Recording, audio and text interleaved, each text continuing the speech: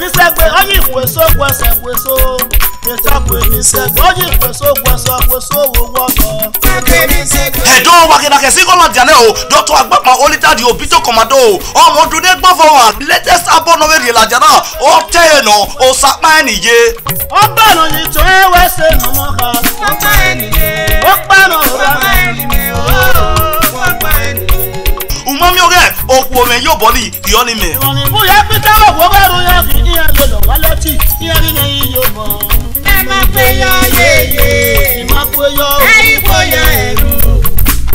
ìbòyè rọ ọmọ yẹ mùtẹ̀nù tó èèyàn máa. mata no ri yobo no koje ko bugbe the very latest album ore dr agbapa olita obito commando o sapa eniye oladian ni anu warule la city shop no dake wese gogo buffet uri body producer and the marketer AO record ore dr agbapa olita 189 slow road o do no baje opo wa le gbi mani abi ko ye wa pa